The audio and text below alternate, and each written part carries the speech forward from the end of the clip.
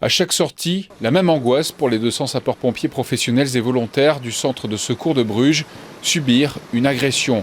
Depuis le début de l'année, ce sont 445 violences verbales ou physiques qu'ont subies les sapeurs-pompiers girondins. Dans ce centre, on compte 11 000 interventions par an. Alors, depuis quelques jours, les équipages sont appareillés avec une mini-caméra portée par le chef d'agré et qu'il peut déclencher à tout moment si la situation devait s'envenimer. Chaque porteur, lorsqu'il vient remettre cette caméra, s'identifie auprès d'un appareil qui l'autorise à la porter. Pourquoi ?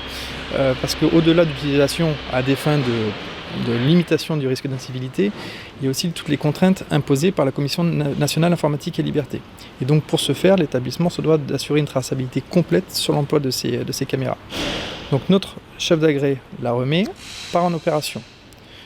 Il constate que le contexte évolue, que les difficultés apparaissent et qu'il y a un besoin de la déclencher. Il l'actionne. La caméra fait son travail de prise d'image. Ce qu'il faut retenir, c'est qu'aucun porteur de ces caméras ne peut visionner ces vidéos. Ces vidéos sont immédiatement transmises sur un serveur dédié et sécurisé. Elles sont conservées pendant 6 mois. Et si à l'issue des 6 mois, aucun besoin ne se fait sentir de les visionner, elles sont automatiquement détruites. 6 centres de secours girondins sont ainsi équipés, de la Cano à Bordeaux en passant par l'Espar. 15 caméras sont ainsi réparties pour l'ensemble des centres et sur 3 ans. Ce dispositif est à insérer dans une réponse plus globale qui consiste à lutter contre toute forme d'incivilité et d'agression à l'encontre des sapeurs-pompiers. Pourquoi aussi longtemps ?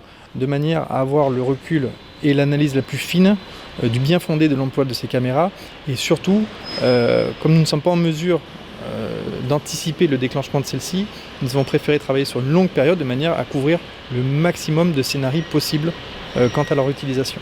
Un lancement d'expérimentation qui n'empêche cependant pas les sapeurs-pompiers girondins d'afficher toujours leur mécontentement en poursuivant leur mouvement de colère face aux agressions et aux conditions de travail.